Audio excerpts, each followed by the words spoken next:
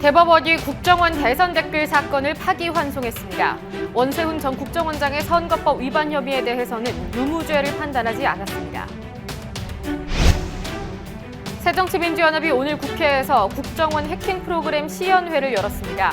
박근혜 대통령과 만난 새누리당 지도부는 국정원 불법 사찰 의혹에 대해서 여전히 침묵하고 있습니다. 국정원 불법 사찰 의혹을 집중적으로 검증해야 할 주류 언론이 이를 외면하고 있다는 지적이 이어지고 있습니다. 보수 언론과 지상파를 중심으로 권력과의 결탁이 의심되는 보도들을 분석합니다. KBS가 1년 전 KBS 정상화 투쟁에 참여했던 노조 집행부에게 무더기 징계를 내렸습니다. 최근 이승만 보도와 관련된 보도국 간부 보직 해임에 이어서 무리한 징계를 남발하고 있다는 지적입니다. 오늘 박원순 서울시정 2기를 돌아보는 평가 포럼이 진행됐습니다. 참가자들은 서울시가 상대적으로 활발하게 노동정책을 논의하고 있지만 전시 행정에 그치는 경우도 많다고 평가했습니다. 조희준 전 국민일보 회장이 차영 전 민주통합당 아들의 친부로 밝혀진 뒤 사건의 배경에 관심이 집중되고 있습니다. 조 전 회장에 대한 법원 판결과 그간의 논란을 짚어봅니다.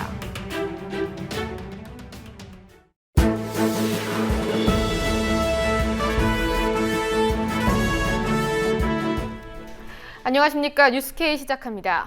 첫 소식입니다. 대법원이 오늘 국정원 대선 댓글 사건을 만장일치로 파기환송했습니다. 원세훈 전 국정원장의 유죄 증거에 대해서 증거 능력이 없다고 판단한 건데요. 야권에서는 삼권 분립이 무너졌다고 비판하고 있습니다. 사안 취재한 김종훈 기자 연결하겠습니다. 김종훈 기자. 네, 김종훈입니다. 네, 오늘 원세훈 전 국정원장에 대한 대법원 상고심 판결 어떻게 나왔는지 전해주시죠. 네, 공직선거법 국정원법 위반 혐의로 기소된 원세훈 전 국정원장에 대한 대법원 상고심이 오늘 오후에 열렸습니다. 원세훈 전 원장이 불참한 가운데 대법원 전원합의 판결로 진행됐는데 법원은 원심이 증거 능력에 대한 법리를 오해하고 사실관계를 잘못 판단한 오류가 있다면서 2심 원심에 대한 파기환송 결정을 내렸습니다. 대법원이 파기환송을 결정한 이유는 뭡니까? 네, 대부분은 판결문에서 하급심이 유죄의 증거로 삼았던 국정원 직원 김모 씨의 이메일의 그 시큐리티 파일은 출처를 명확히 알기 어려운 단편적이고 조악한 형태라고 밝히면서 동시에 시큐리티 파일에서 나온 트위터 계정은 근원이나 기재경위 정황이 매우 불분명하다고 말했습니다. 그러면서 판결문에서 원심의 사실관계는 검찰이 제출한 핵심 증거인 이메일 첨부 파일의 증거 능력이 부인되면서 유지될 수 없다고 지적했는데요. 대법원은 이어서 다른 심리전단의 직원들의 이메일에선 이 논란이 된 시큐리티 파일 같은 형태의 문서가 발견되지 않은 만큼 시큐리티 파일은 국정원의 통상적인 업무를 위한 목적으로 작성됐기 보기 어렵다고 이렇게 말했습니다. 즉 1심은 인정하지 않았지만 2심에서 인정됐던 그 시큐리티 파일의 트위터 계정 269개와 이와 연결된 그 연결 계정에서 작성된 트위터 및 리트윗의 내용을 대법원은 인정할 수 없다고 판단한 겁니다. 그렇다면 원세훈 전 국정원장 측은 어떤 입장입니까? 네, 선고를 받고 나온 원세훈 전 국정원장 측 그 변호인단을 만났습니다. 파기환송 결과에 대해서는 애써 담담한 표정을 지어 보였지만 결과에는 상당히 만족스러운 듯한 모습이었습니다. 1심에서 지금까 진원 파일하고 시큐리티 파일이 증거 능력이 없다는 전제하에서 인정했잖아요. 요만큼 인정되는 국정원 직원이 했다는 계정이 특정됐는데 2심에서는 그걸 더 늘렸는데 그 대법원에서 그게 아니라면 사실 1심만 가지고 우리는 판결해 줄 줄 알았는데 또 이제 대법원 입장에서는 파기돼서 가서 딴 증거가 나올 줄 모르니까 이제 그 부분을 확정을 지어서 갖고 오라는 거죠. 대법원은 법률심이니까. 아직은 법률적으로 판단할 정도로 성숙하지 않았다고 본 것 같고 그것도 일리가 있다고 봅니다. 원 전 원장 측에서 보석 신청을 했다더군요. 네, 현재 원세훈 전 원장은 서울구치소에서 구속수감 중입니다. 이 때문에 변호인 측이 즉각 보석 신청을 했는데요. 그러나 법원은 원세훈 전 원장 측이 요청한 보석 신청에 대해 기각 결정을 내렸습니다. 오늘 판결이 유무죄 판단이 아닌 사실관계를 재정립하라는 취지로 파기환송했다는 점을 대법원은 이유로 들었는데요. 결국에는 선거법 위반의 유죄를 내린 2심에 대해 파기환송 결정은 내렸지만 보석 신청은 기각한 판결을 내린 겁니다. 앞서서 지난 2월이죠. 2심 재판부는 원세훈 전 원장에 대해서 국정원법 위반뿐 아니라 공직선거법 위반 혐의까지 모두 유죄로 봤습니다. 이 때문에 징역 3년에 자격정지 3년을 선고하고 법정 구속을 시켰는데요. 당시에 법원은 대선 국면부터 정치 관여 글과 선거 개입 글이 압도적으로 많아졌다면서 박근혜 대통령이 새누리당 대선 후보로 확정된 2012년 8월 20일 이후부터 작성된 글에 대해서는 선거 개입 혐의도 인정된다고 봤습니다. 하지만 1심에서는 원세훈 전 원장은 국정원법 위반 혐의만 유죄로 받고 이 때문에 징역 2년 6월에 집행유예 4년을 받았습니다. 예, 지금은 권은희 새정치연합의원인데요. 당시 수서경찰서 수사과장으로 재직하면서 국정원 직원에 대한 압수수색 영장 신청을 막고 또 수사 은폐 축소를 지시했다고 폭로하지 않았습니까? 재판 결과에 대해서 오늘 입장을 밝혔다고요? 네, 대법원 선고가 내려지고 권은희 새정치연합의원과 직접 통화를 했습니다. 권은희 의원은 2012년 대선 당시에 수서경찰서 수사과장으로 재직하면서 국정원 선거 개입 사건의 그 실무진을 총지휘하는 역할을 했습니다. 이 때문에 권은희 의원은 오늘 결과에 대해서 사실은 얘기할 힘이 없다면서 온몸의 힘이 쭉 빠져나간다고 말했습니다. 즉 상고심 결과를 미리 예상은 했지만 막상 이런 판결을 받고 보니 안타깝다는 심경을 감추지 않은 건데요. 그러나 재판부가 이런 판결을 내린 것은 시대를 따라가지 못한 대법의 올드함 때문이라고 지적했습니다. 너무 올드한 시대를 사셨던 분이라 네. 디지털 세계에 대한 이해가 진짜 네. 전무한데요. 그리고 네. 정보기관의 네. 그 업무 행태에 대한 네. 기초가 전혀 없으세요. 네. 그러다 보니 정보기관이 디지털을 이용해서 업무하는 행태에 대한 네. 전혀 모르는 그 인식을 바탕으로 예전에 만들어졌던 그 형사소송법의 증거는 이제 예전에 네. 그 당부의 수기로 네. 네, 권 의원이 대법원 전원합의 판결에서 반대표가 하나도 나오지 않은 것에 대해서도 지적을 했죠. 권은희 의원은 전원합의 판결에서 한 명의 반대표가 없다는 것이 확률적으로는 하늘의 별을 따는 수준이라고 말했습니다. 그러면서 대법원이 책임을 회피한 결과를 내놓았다고 지적했는데요. 책임 있는 판단을 한다라면, 네. 한다라면 그 부분에 대한 이제 규정은 언제 가져됐어요? 어떤 사회에 미치는 사회에서 일어나는 그런 부분에 대해서 감당하기가 어려운 그런 심정들과 네. 예, 그래서 결국은 고법으로 다시 돌린 거죠. 돌리는 의지가 강하고 네. 예, 그 정도의 수준의 판단이기 때문에 사실 보석 신청을 받아들일 만한 네. 예, 그런 판단을 하지를 못했기 때문에 하지 않은 거라고 보여지는 거죠. 네. 예. 새정치민주연합은 대변인 브리핑을 통해서 오늘 이 선고 결과에 대해서 원세훈 전 국정에 대한 대법원 판결은 책임 회피로 매우 유감스럽다고 밝혔습니다. 그러면서 동시에 국정원이 불법 해킹 프로그램을 구입해서 국민을 사찰했다는 정황이 속속 드러나고 있는 마당에 대법원이 기록임하의 판결을 내렸다고 꼬집었습니다. 네, 지금까지 대법에서 국민TV뉴스 김종훈입니다. 오늘 새정치민주연합이 국회에서 국정원이 사용한 해킹 방법을 시연했습니다. 카카오톡, 텔레그램 등 메신저 프로그램을 사용하는 모습이 실시간으로 전송되고 사용자 몰래 이른바 도찰도 가능했습니다. 아는필 기자와 알아보겠습니다. 아는필 기자. 네, 아는필입니다. 예, 오늘 해킹 프로그램 시연회가 있었다고요? 예, 그렇습니다. 보안업체 큐브피아의 권석철 대표가 시연한 해킹 프로그램의 실체는 충격적이었습니다. 카카오톡 채팅 내용을 실시간으로 볼 수 있고 카메라도 저절로 작동됐습니다. 가칭 국정원 불법 사찰 의혹 조사위원회 위원장을 맡은 안철수 의원은 시연 전 모두 발언에서 휴대폰에는 개인의 삶이 담겨 있다며 소중한 휴대폰이 외부 침입에 얼마나 취약한지 직접 보여드리도록 하겠다고 밝혔습니다. 뚫고 들어와서 카카오톡을 엿보고 카메라를 켤 겁니다.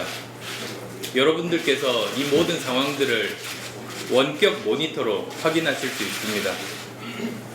다만 원 대표께서 시연하는 프로그램은 국정원에서 구입해서 사용하고 있는 그 프로그램과는 조금 다른 것이기 때문에 원격으로 파일을 지우는 모습은 보여드리지는 못합니다. 그렇지만 실제 시연에 들어가자 안철수 위원장이 카카오톡을 실행하고 채팅을 한 내용이 대형 모니터 화면에 그대로 드러났고 휴대폰에 저장된 사진 파일도 실시간으로 전송됐습니다. 안 위원장이 별도의 조작을 하지 않았음에도 휴대폰의 카메라가 저절로 작동하자 취재진들 사이에서 찬성이 흘러나오기도 했습니다.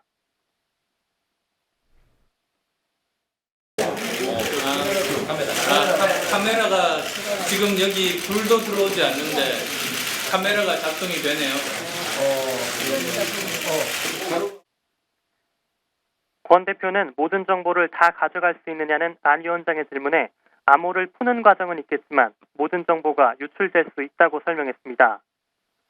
해킹 프로그램 시연에 이어 악성 코드를 검사하는 과정도 공개가 됐는데요. 안철수 의원의 개인 싱크탱크 정책 네트워크 내일의 송교섭 연구원은 문재인 대표와 이종걸 원내대표의 개인 휴대폰에 전용 백신을 미리 설치해뒀다고 설명한 뒤 실제 검사 과정을 공개했습니다. 안철수 의원은 일단은 안드로이드폰 중심으로 검진센터를 중앙당에 설치할 것이라며 혹시 내 휴대폰이 내 PC가 감염된 것 아닌가 걱정하시는 분들의 불안을 덜어드리는 활동을 오늘부터 시작할 것이라고 말했습니다. 또한 위원회 구성도 가급적 오늘 중으로 마무리할 계획이라고 덧붙였습니다. 오늘 해킹 프로그램 시연을 준비한 큐브피아의 이종원 팀장을 만나고 왔다고요? 예, 오늘 해킹 시연을 선보인 보안업체 큐브피아의 이종원 팀장은 일단 악성 코드를 초기에 씹는 기술이 어렵지 권한을 탈취한 후에 이루어지는 작업은 어렵지 않다고 설명했습니다. 어떻게 볼 수 있을까요? 지금 해킹 프로그램이 하는 내용은 뭐 이렇게 뭐 기술이 높다든가 이런 건 아니면 안드로이드 자체가 뭐 권한만 얻으면 모든 행동을 할 수 있기 때문에 그 수준에서는 국내랑 비슷하다고 볼 수 있는데 여기서 가장 중요한 거는 사용자가 모르게 설치할 수 있는 환경을 그쪽에서 만들어줬다는 게 기술력을 높게 판단할 수 있는 거죠. 그러니까 몰래 깔 수 있는 기술 자체가 쉬운 기술은 절대 아닙니다. 그러니까 그게 이제 원래 이 팀장에게 추가 시연을 부탁했는데요. 카카오톡뿐 아니라 텔레그램 역시 실시간으로 화면이 전송되는 모습을 확인할 수 있었습니다. 다만 이 팀장은 실시간 화면 전송보다는 몇 초에 한 번씩 화면을 캡처해 보내는 방식의 명령어를 삽입하는 것이 더 효율적이라고 설명했습니다. 이 팀장은 또한 악성 코드를 심기 위한 스미싱을 뿌리는 데엔 한계가 없고 다만 하나의 해킹 프로그램당 한 번에 붙을 수 있는 악성 코드가 20개 정도 되는 것 같다고 말했습니다. 그걸 일단 비교를 드릴게요. 해커가 만약에 여기서 대기를 하고 있고 20명의 라이센스를 가지고 있으면 이제 여기 뭐 수백 대를 뿌렸다 하더라도 골라서 볼 수 있는 건 20대가 한계라는 거죠. 그래가지고 여기서 그러니까 피해자가 여기 붙을 수 있는 최대 개수를 제한하는 거죠. 그래서 이 개수를 이번에 뭐 30개를 늘리는 요청이 있었다라는 것도 그게 모자라서 더 늘리려고 시도를 하지 않았나. 네. 뭐 약간 서버 개념 서버 개념으로 보시면 됩니다. 네, 이번에는 여당 관련 소식도 짚어보죠. 오늘 새누리당이 약 5개월 만에 당청회동을 가졌는데요. 어떤 이야기가 오갔습니까? 예, 새누리당 지도부가 약 5개월 만에 박근혜 대통령과 만났습니다. 유승민 전 원내대표의 사퇴 이후 2기 지도부 체제가 확립되면서 당청 관계가 회복된 모양새입니다. 원유철 원내대표는 오늘 박 대통령과의 회동 후 조만간 당정청 회의를 전방위적으로 재가동하기로 했다고 밝혔습니다. 원 원내대표는 또한 8.15 특별사면, 추경안 처리 등의 내용에 대해 대통령과 공감을 이뤘다고 덧붙였습니다. 하지만 국정원의 국내 해킹 의혹에 관련된 내용은 전혀 없었습니다. 한편 박 대통령은 원유철 원내대표가 문재인 대표 등 야당과의 영수회동을 제안한 데에 대해서 알겠다라면서 즉답은 피한 것으로 전해지고 있습니다. 국민TV 뉴스 안은필입니다.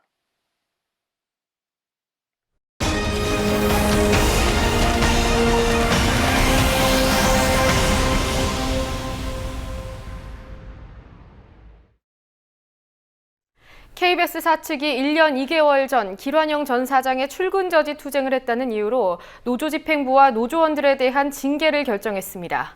이승만 정부가 일본 망명을 요청했다는 의혹을 내보낸 보도본부 간부 4명은 보직해임하고 굴욕적인 정정 보도를 내보내기도 했습니다. 이러한 노조 탄압과 보도 독립성 침해는 임기가 4개월 남은 조대현 사장이 연임을 위해서 충성 맹세를 하고 있는 것 아니냐는 지적도 제기됩니다. 김현주 PD가 보도합니다. KBS에서 노동조합에 대한 징계 바람이 몰아치고 있습니다. 조대현 사장은 어제 저녁 전국 언론노조 KBS 본부 집행부와 조합원들에 대한 징계를 확정했습니다. 지난해 5월 길환영 전 사장이 청와대 지시에 따라 보도에 개입했다는 사실이 드러났을 때 이들이 길 사장의 출근 저지 투쟁을 했단 이유입니다. 언론노조 KBS 본부의 권오훈 위원장, 함철 부위원장 등 집행부 5명이 정직 4개월, 조합원 2명이 정직 2개월을, 나머지 2명은 각각 감봉 6개월과 5개월을 받았습니다. KBS 본부는 조대현 사장이 1년 2개월 만에 노조원 중징계를 결정한 것은 이인수 이사장에 대한 충성 맹세라고 주장합니다. 임기 만료 시점이 4개월 앞으로 다가왔기 때문에 사장 임명 제청권이 있는 이사회에 잘 보일 필요가 있다는 겁니다. KBS 본부는 길환영 전 사장의 퇴진 덕분에 사장 자리에 앉은 조대현 사장이 무슨 염치로 후배들을 연임 희생양으로 삼으려 하냐며 강력히 비판했습니다.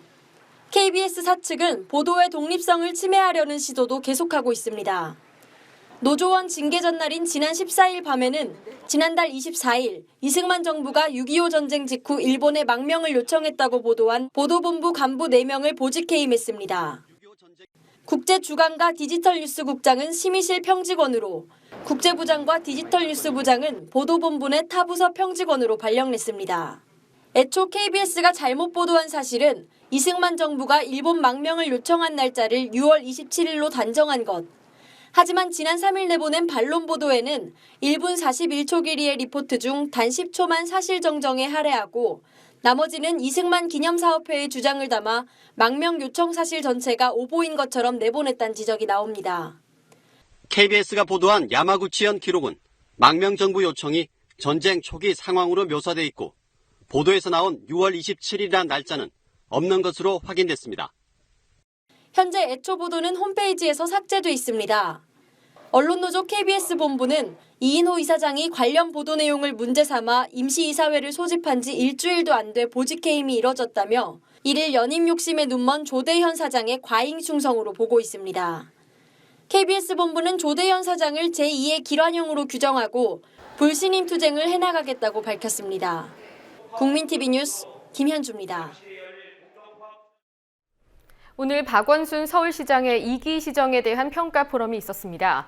노동정책 위주로 진행된 포럼에서 노동정책 논의는 활발하지만 요식행위에 그친 경우가 다수였다는 평가도 나왔습니다. 성지훈 기자가 보도합니다. 공공부문 비정규직 정규직화와 생활임금 제도 등 서울시는 고용노동정책에서 우수한 사례를 만드는 지자체로 평가받고 있습니다. 서울시는 2012년부터 2015년 사이 노동인권 관련 조례를 재개정하고 지자체 중 최초로 시 내부에 노동정책 담당 조직을 신설했습니다.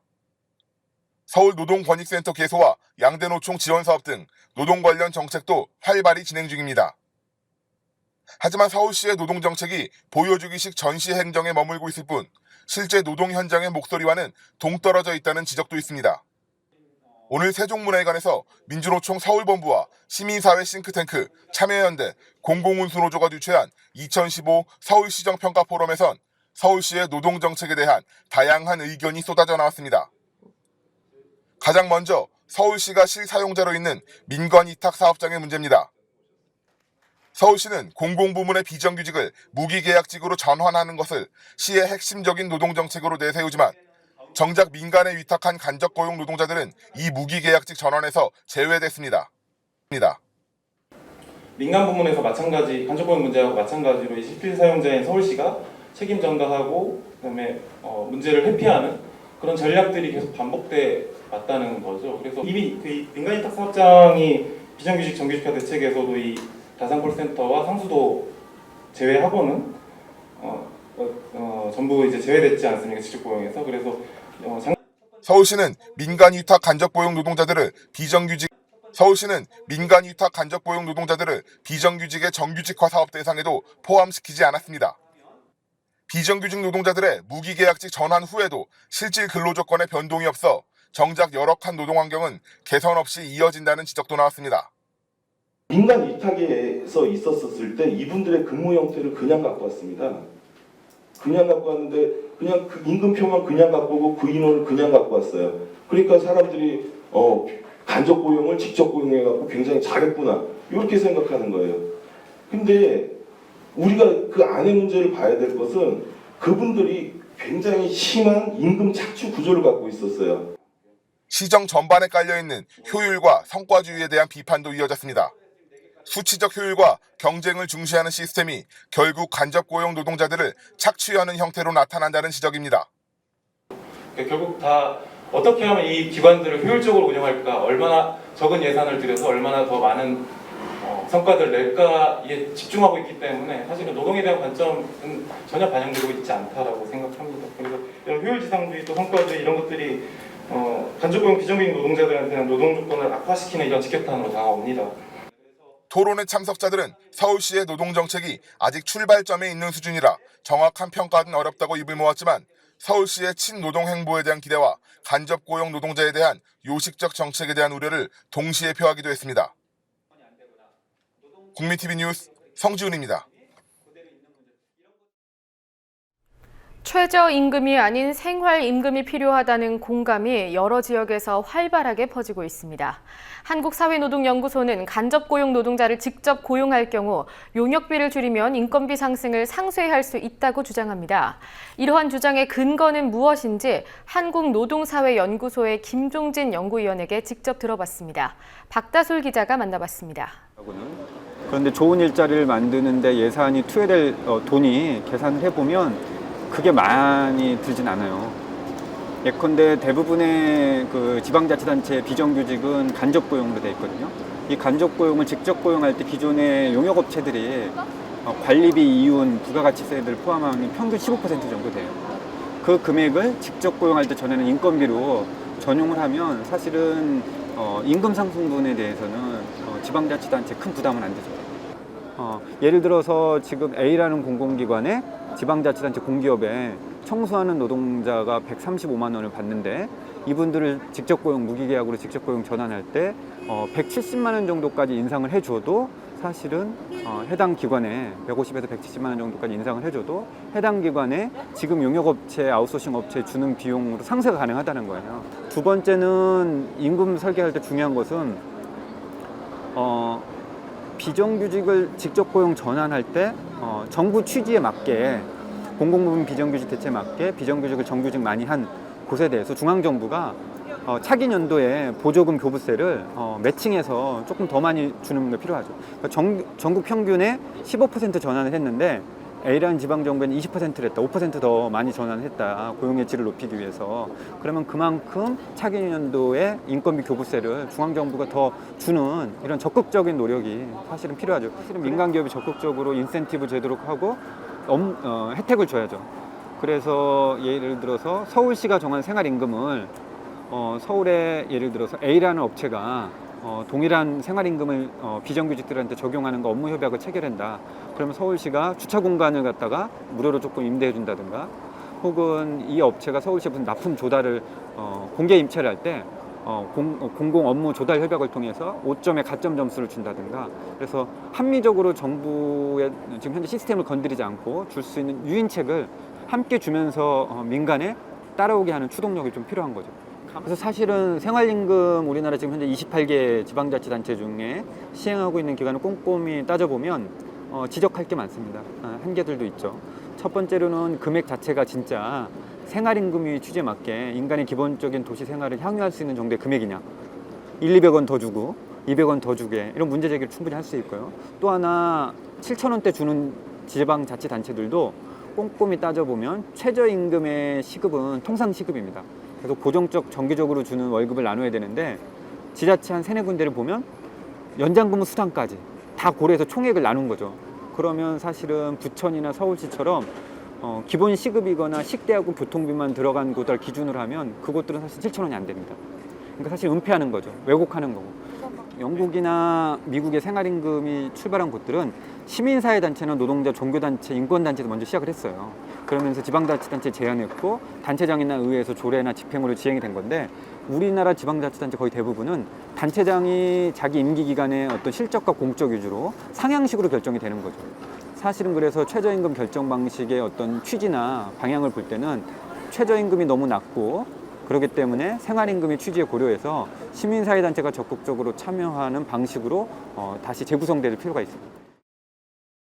함께 만드는 언론 미디어 동조와 여기는 국민 TV 함께 만드는 언론 미디어 동조와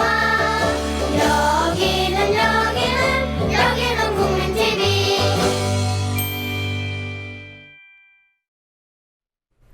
언론이 길을 잃었다는 비판 더 이상 생소하지 않습니다. 민간인 불법 사찰 의혹에 침묵하고 재벌그룹 광고에 비판의식을 잃고 KBS 정상화 투쟁을 벌인 노동조합원들은 징벌적 성격의 징계를 받았습니다. 그 중심에는 권력과의 유착이 있다는 지적이 제기되고 있는데요. 매주 목요일 언론 보도를 제대로 짚어줄 김성재 전 한겨레 기자 모셨습니다. 안녕하십니까? 네, 안녕하세요. 최근 국정원의 불법 사찰 의혹, 민간인 불법 사찰 의혹이 불거지고 있는데 이에 대한 언론 보도에 대한 문제도 지적이 되고 있죠. 네, 저도 방금 뉴스에서 들었는데 보도가 된 것 같습니다. 국정원이 민간인 사찰했다. 굉장히 놀라운 거는 우리가 흔히 쓰고 있는 다음 카카오톡이라든지 갤럭시 스마트폰까지 다 뚫고 들어가려고 했다. 뭐 이런 이제 보도들이 계속 나오면서 사람들 깜짝 놀라게 하고 있는데요. 이 사안이 얼마나 중요한가라는 그런 문제의식을 가져보면은 굉장히 큰 사건이거든요. 제가 오늘 어떤 분이 언론에 대해서 굉장히 잘 알고 계시는 분이 하시는 말씀이 지난 2012년 대선 때 국정원 댓글 사건이 그 강도나 중요도가 1이라고 한다면 이번 사건은 아마 100 정도 될 거다. 뭐 이렇게 저는 그게 과장은 아니라고 생각이 들고요. 예. 근데 이렇게 굉장히 중요한 사안이 생겼는데 언론이 이걸 어떻게 다루고 있느냐 이걸 보면 굉장히 실망스럽고 특히 공영방송이 이 문제를 어떻게 다루고 있느냐 이걸 볼 때 정말 공영방송이 국민의 세금으로 운영이 되는데요. 예. 이런 공영방송이 정말 국민의 눈과 입과 귀가 되고 있는지 이런데 굉장히 다시 한번 또 아주 놀라움을 금할 수가 없습니다. 저는 국정원의 이런 불법 해킹 또 민간인 사찰도 굉장히 놀랍고 중요한 사안이지만 언론이 이를 제대로 보도하지 않는 것도 굉장히 실망스럽고 굉장히 중요한 일이다라는 생각이 들고요. 그래서 보니까 최근에 이게 지금 지난주 월요일부터 일부 언론에서 이 사건이 이제 보도가 되기 시작을 했는데 KBS, MBC 그리고 SBS가 이 사건을 보도를 했느냐 또 어떻게 보도를 했느냐 그걸 잠깐 보면요. 7월 9일, 10일, 11일, 12일, 13일까지 단 한 건도 이와 관련된 보도가 나오지 않았죠. 그리고 14일 이제 KBS가 2건, MBC가 1건 이렇게 보도를 했고요. 그리고 어제 저녁 때 KBS 1건, MBC가 1건 보도했고요. SBS도 각각 1건씩 보도를 했는데 재밌는 거는 JTBC 종편에서는 7월 10일부터 1건, 2건씩 보도를 하다가 7월 13일부터 6건, 8건 6건 이렇게 해서 전체를 보면 KBS가 지금 어제 저녁 때까지 단 3건 보도했고요. 네. MBC 2건, SBS 2건, JTBC가 25건 보도를 했습니다. 예, JTBC가 지상파를 넘어섰다 이런 지적도 있더라고요. 이거 네, 보니까. 그래서 참 재밌는 예. 현상이 벌어졌는데요. 이렇게 보도를 아예 안 하거나 그러니까 은폐하는 거죠. 축소하거나 은폐해서 국민들이 알지 못하게 이렇게 방송이 지금 지상파 방송들이 공영방송들이 하고 있고 어떤 보도 횟수 그러니까 양적인 문제도 그렇지만 질적인 문제에서도 굉장히 아주 심각합니다. 7월 14일에 이제 KBS, MBC가 SBS가 이제 1건씩 2건씩 보도를 하기 시작했는데 대체로 뉴스 보도를 하면 뉴스의 맨 앞부분에 처음 나오는 뉴스가 이제 제일 중요한 뉴스죠. 말하자면 신문에서 얘기하면은 일면 톱 기사가 되는 건데 국정원 해킹 의혹에 관한 보도를 KBS는 14일 날 단 2건을 보도하면서 12번째 하고 13번째 뉴스로 배치를 했고요. 예, 방금 나왔던 자료가 바로 그 자료죠. 예, 그리고 지금 준비된 것에 의하면은 3건이군요. 13번째부터 15번째까지 상당히 후반부에 있는데요. 그렇죠. 예. MBC는 6번째 배치를 했고요. 예. 어제 저녁 때 15일 저녁 메인 뉴스에서는 KBS가 역시 12번째로 배치를 했고요. 예. MBC는 10번째로 배치를 했습니다. JTBC 같은 경우는 14일에 메인 뉴스에서 첫 번째 뉴스부터 여섯 번째 뉴스까지 다 이 네. 뉴스로 뉴스를 보도를 했고요. 어제도 일부 보도에서 첫 번째에서 여섯 번째까지 이 관련된 보도를 다 했습니다. 그 보도의 어떤 그 양이나 또 네. 보도의 배치 순서 또 그렇지만은 이 보도한 내용을 보면요. KBS와 MBC는 주로 국정원이 이에 대해서 어떻게 해명을 했는가 이거를 중심으로 보도를 해서요. KBS가 14일 방송한 그 내용의 제목은 국정원이 북한 해킹 대비 프로그램 구입을 했는데 사찰은 없었다라는 예. 국정원의 입장을 그대로 받아 써서 하는 보도를 했고요. MBC 역시 국정원이 대북 정보전을 위한 것이라고 강하게 반박했다. 이런 취지의 그 보도를 하면서 MBC 뉴스데스크의 제목이 국정원 해킹 프로그램을 수입했나 북한 사이버 위협에 대응하기 위한 것이었다. 이렇게 이제 보도를 했는데 네. 지금 계속 줄줄이 나오고 있는 내용이 일부 이제 다른 언론에서 나오고 있는 내용이 국정원이 이거를 뭐 북한에 그 대응하기 위해서 한 것이 아니다. 네. 민간인 사찰을 실제로 했다는 그런 이제 정황이 아예 나왔잖아요. 정황이 예. 계속 나오고 있죠. 그리고 다음 카카오기나 아까 말씀드린 대로 네이버 블로그라든지 갤럭시 폰을 그 뚫으려고 했다는 거는 이건 만약에 이렇게 뚫리면 오늘도 보니까 새정치민주연합에서 그 시연을 했더라고요. 그 전에 예. 뭐 다른 방송에서 한번 시연을 보여줬는데 이게 뚫리니까 핸드폰을 쓰지 않고 있는 동안에도 녹음과 카메라까지 다 작동이 되는 거예요. 제가 그걸 보고 왔는데요. 이건 모든 국민을 다 사찰하겠다, 사찰할 수 있다라는 걸 보여주는 거거든요. 그런데도 이 내용을 보도를 하면서 국정원이 사찰을 하려고 하는 게 아니었다라는 식의 국정원의 발표만 그대로 받아 써서 보도를 하는 게 이게 과연 언론이 중립적인가? 아주 기본적인 언론의 기능인데요. 중립적인가라는 생각이 들게 만드는 거예요. 그래서 요약하면 아주 우리 지상파 방송들이 KBS, MBC 공영방송들이 이 사안을 거의 다루지 않거나 숨기려고 하고 있는 게 아니냐. 뭐 이런 결론에 도달할 수밖에 없는 거죠. 예, 사실 언론사에서는 상당히 매력적인 아이템일 수도 있는데 이렇게 침묵에 가까운 상태라는 게 좀 의문이 드는 부분이고요.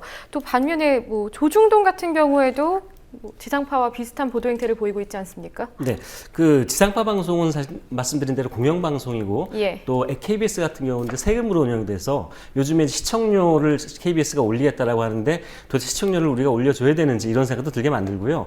이제 이 지상파 공영방송들 말고 전파를 사용하는 방송 말고 사실 신문은 뭐 사기업이지 않습니까? 사기업이지만 신문이 이 여론 시장에서 그 여론을 만들어가는 그 비중을 차지하면 그 신문의 보도가 얼마나 중요한지 생각해 볼 수가 있는데요. 네. 조선일보하고 동아일보, 중앙일보는 그 거의 KBS, MBC하고 거의 제가 보기 비슷했던 것 같아요. 해명용 보도를 했다는 말씀이시죠? 거의 보도를 하지 않거나 예. 아니면은 국정원의 입장을 그대로 전달하는 뭐 이런 식의 보도를 했는데 오늘 아침, 그러니까 어제 말씀드린 대로 저녁 때 이제 KBS, MBC 뉴스 메인 뉴스가 저녁 때 보도가 됐는데 거의 깊이 있는 방송이 아니고 국정원의 입장만 이제 대변을 한 거였고요. 그래서 오늘 아침에 조선일보, 중앙일보, 동아일보 지면을 보면 이와 관련된 뉴스가 단 한 건도 나오지 않습니다. 예, 저희가 그 기사를 준비해봤는데요. 보면서 말씀해 주시죠. 네. 예. 우선 조선일보 일면입니다. 이게 조선일보가 7월 16일자 예, 일면인데요. 오늘 아침이죠. 단 한 건도 보도되지 않았고요. 예. 계속 넘어가면서 봐야 될 것 같아요. 동아일보는 동아일보의 경우 예, 동아일보도 단 한 건도 보도되지 않았고요. 예. 그리고 중앙일보도 역시 한 건도 보도되지 않았습니다. 예, 김정은 핵마이웨이 참 인상 깊은 내용인데요. 네, 이런 와중에도 저는 네. 김정은 핵마이웨이 같은 그 북한발 기사를 예. 내보내는 게 정말 이런 거야말로 종북이라고 해야 되는 건지. 예. 네. 네, 그렇습니다. 그러면 경향이나 한겨레 같은 경우에는 성향이 좀 다르죠. 집중적으로 상대적으로 보도를 하고 있는데. 네, 한겨레가 지난 6일부터 이제 보도를 시작을 했고요. 그래서 다른 언론들도 계속 추가 취재를 해서 보도를 하고 있는데 경향신문 오늘자를 먼저 보면은요. 예. 경향신문은 오늘 일자 일면 톱으로 예. 국정원이 안수명 박사를 해킹하려고 했다. 안수명 박사는 그 천안함 그 사건이 났을 때 예. 이게 북한의 소행이 아니다라고 반박했던. 반박을 했던 그런 지금 미국 국적을 가지고 있는 분입니다. 예. 한국인이긴 한데 근데 예. 이분을 해킹하려고 했다라는 기사를 일면 톱으로 올렸고요. 예. 한겨레도 오늘 아침에 국정원이 2012년 총선 대선 직전에 해킹 계정을 이탈리아 해킹팀에게 대거 주문하려고 했다라는 기사를 일면 톱으로 올렸고요. 자, 이 오늘자 말고 이제 최근에 그러니까 어제 그저께 월요일자부터 기사를 한겨레 경향을 쭉 봐도 역시 거의 대부분이 일면 톱으로 기사를 다 올렸습니다. 우선 어제 기사부터 좀 볼까요? 네, 어제 기사를 보면요. 7월 15일 수요일자죠. 예. 국정원 경향신문 일면 톱인데요. 제목이 국정원 2012년 대선 11일 전에 해킹 프로그램 30개를 긴급 주문했다라고 보도를 일면 톱으로 보도를 했고요. 한겨레도 일면 톱으로 대북용이라지만 맛집 블로그를 위장해서 해킹한 정황이 드러났다. 이런 굉장히 깜짝 놀랄 이런 정황들이 지금 하나둘씩 나타나고 있고요. 예, 그 전날에도 네. 14일 화요일자를 보면은요, 국정원 해킹 장치 대선 때 활용한 의혹이 있다라고 경향신문이 톱 기사로 보도를 했고요. 예. 그리고 한겨레는 국정원 갤럭시폰 출시 때마다 해킹 업체에 뚫어달라고 의뢰를 했다. 이 기사 역시 굉장히 깜짝 놀랄 이런 그 기사죠. 그러니까 국내에서 실제로 불법 감청이 이루어졌을 가능성이나 그리고 대선에 개입됐을 정황들 이런 것들을 계속 집중적으로 보도하고 있는 거군요. 네, 이런 정황들이 예. 지금 계속 언론에 의해서 하나씩 속속 지금 드러나고 있는 상황인 거죠. 예. 그리고 한겨레의 경우에는 13일에도 문제를 상당히 크게 제기했던 걸로 기억을 하는데요. 네, 13일 날 월요일 아침에 사람들이 아마 출근하면서 예. 아침 출근길에 이 기사를 보고 아마 굉장히 충격을 받았을 거라고 생각을 하는데요. 네. 해킹 프로그램을 산 국정원이 카톡 검열 기능도 요청했다. 이런 네. 제목의 보도를 했습니다. 지금 우리나라의 카톡으로 카톡 단톡방을 만들거나 해서 카톡으로 서로 이제 소식도 전하고 정보도 교환하고 하는 사람들이 굉장히 많지 않습니까? 네. 근데 이걸 다 털겠다, 뚫겠다라고 그 국정원이 생각을 하고 그 요청을 했다라고 하는 거는 정말 충격적인 보도였죠. 월요일 날 북한 아침에. 공작원도 카카오톡을 사용한다 이런 말도 했더군요. 네, 그렇습니다. 네. 그리고 또 이번 국정원 사안도 그렇지만 또 경제 뉴스 가운데에도 권력 결탁적인 보도가 아닌가 하는 의혹이 제기되는 대목이 몇 가지 있었습니다. 네, 삼성물산과 제일모직 합병과 관련된 보도가 좀 관심인데 여기에 대해서는 어떻게 보십니까? 네.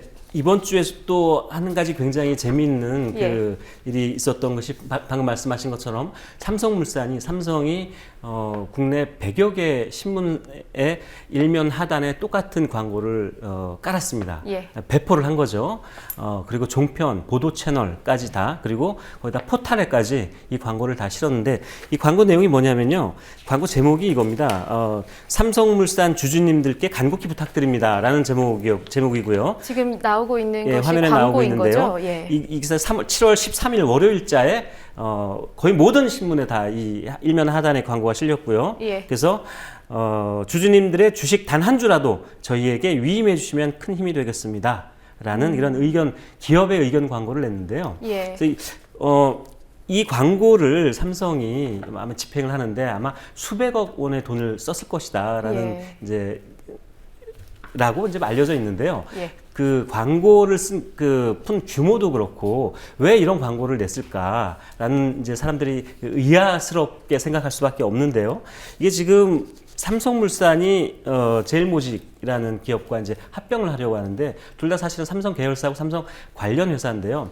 지금 이 두 회사가 합병을 하려고 하고 있는데 삼성물산의 주식을 7% 이상 가지고 있는 엘리엇이라는 그 펀드가 사모펀드가 지금 반대를 하고 있는 거죠. 합병을 하지 못하게. 네. 근데 그 이유는 뭐냐면 이제 삼성물산의 그 주주들에게 손해를 끼치는 합병이기 때문에 이건 맞지 않다라고 하는 거고 그리고 또 언론은 이걸 어떻게 보도를 하고 있냐면 이 합병이 정상적인 합병이 아니라 정상적인 두 기업이 시너지를 내기 위한 합병이 아니라 삼성의 이재용 회장에게 큰 이익을 주기 위한 경영승계를 위한 이재용 회장을 위한 합병이다라고 이제 처음에 의문을 제기하고 보도를 했었는데요. 이제 그런 여론을 막기 위해서 삼성이 엄청난 수백억의 돈을 풀어서 전 매체를 다 이제 광고를 뿌리면서 논조를 바꾸고 조작하고 의도대로 바꿔나가려고 하는 게 아니냐 이제 이런 의혹이 제기되고 있는 상황입니다. 실제로 보도도 그러면 그렇게 크게 비판적인 문제가 많이 제기되지 않았습니까? 초기에는 삼성물산과 이 두 회사의 합병에 대해서 이제 그런 의혹이 많이 제기되고 있다라는 보도가 나왔는데요. 그 이후로는 좀 삼성이 어떻게 작업을 했는지 모르겠지만 예. 삼성은 뭐 아시겠지만은 돈으로 네. 언론을 이제 장악하고 지배하고 논조를 바꾸고 하는 것으로 잘 알려진 굉장히 악명 높은 사실은 우리나라 제1의 재벌 기업이죠. 예. 이제 그 이후에 이 보도가 이제 초기에 논란이 되다가요.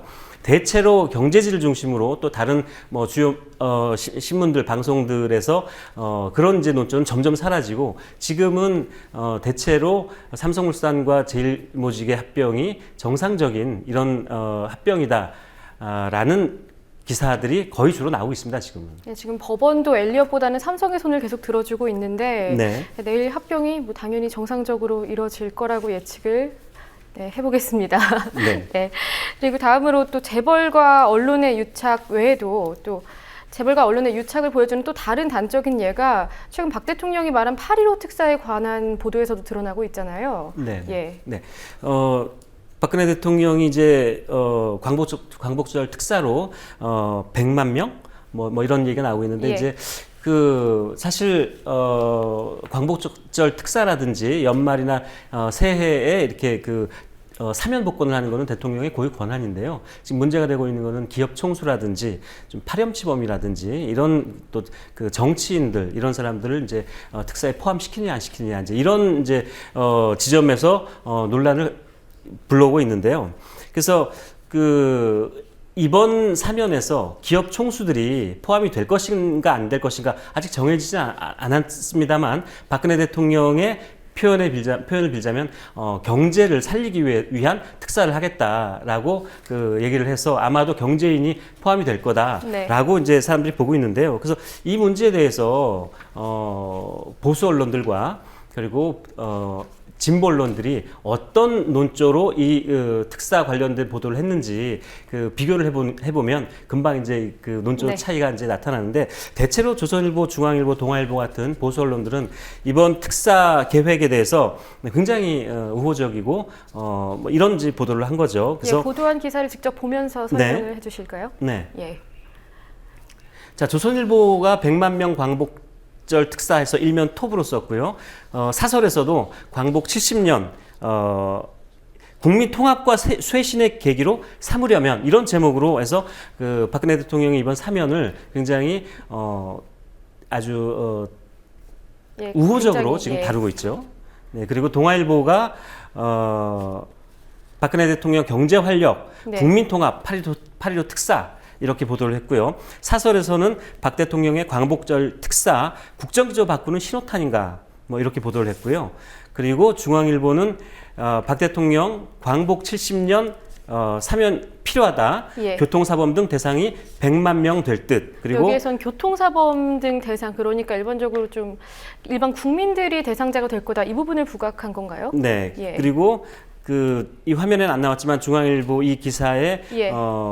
작은 제목으로는요. 국가발전, 국민 대통합을 위해서 하는 것이고 기업 정치인이 포함될지 주목된다. 이렇게 작은 해서 제목으로. 네, 예. 작은 제목으로 국가발전, 이제 경제발전, 요즘 뭐 경제가 굉장히 어렵다고 하니까 경제발전, 국가발전 얘기를 하면 사면이 굉장히 의미가 있다라는 식의 이제 의미를 이제 주는 거죠, 국민들에게요. 예. 그리고 중앙일보는 사설에서도 사면이 국민 대통합과 경제 살리기 계기가 되길 바란다라는 제목으로 중앙일보는 사설을 썼습니다. 반면에 예. 한겨레와 경향에서는 요거와는 조금 다른 이런 시각을 이제 드러냈는데요. 예. 한겨레는 일면 기사에서요, 박 대통령 광복절 특사 지시를 했는데 비리 경제인이 포함이 될 것인지 촉각이다. 촉각을 곤두세우고 봐야 곤두세우고 한다. 있다. 예. 이제 뭐 이런 제목으로 기사를 썼고요. 경향신문의 사설의 제목을 보면은요, 박 대통령 사면권 남용 안 된다는 원칙 지켜야, 이런 제목으로 썼습니다. 근데 박근혜 대통령이 예전에 2012년에 대선 선거운동을 하면서 예.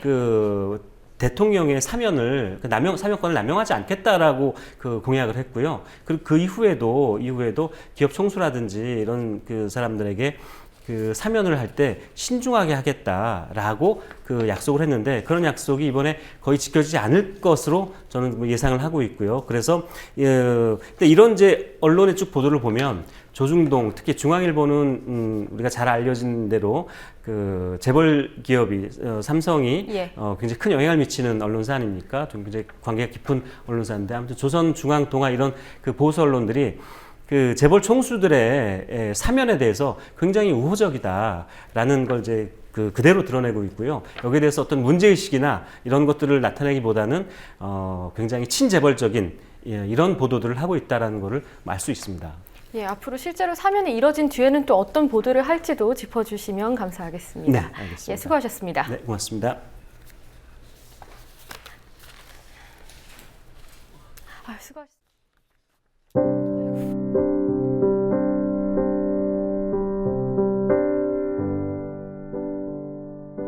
경제가 어렵습니다. 많이. 침체가 심해지면서 형편이 어려운 사람들은 더 어려운 처지로 내몰리고 있습니다. 당신의 형편은 어떠신지요? 요행으로 크게 어렵지 않다면 지혜로운 소비를 고민하는 일도 필요하겠습니다. 제일 큰 고민은 정치의 몫이겠지만 착하고 지혜로운 개별 소비자의 역할이 없을 리 없습니다.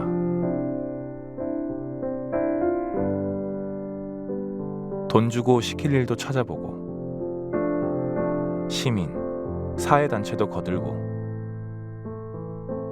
또 뭐가 있을까요?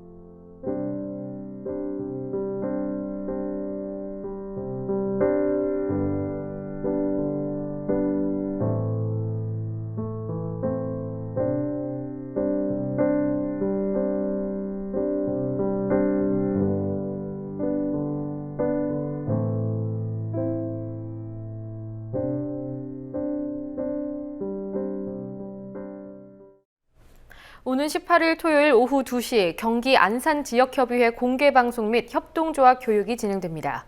장소는 안산소방서 앞 안산양지돌봄입니다. 공개방송은 이강윤 평론가의 공개 강연으로 진행됩니다. 주차는 공영주차장을 이용하시면 됩니다. 7월 16일 뉴스K는 여기까지입니다. 시청해주신 조합원, 예비조합원 여러분 고맙습니다. 내일 뵙겠습니다.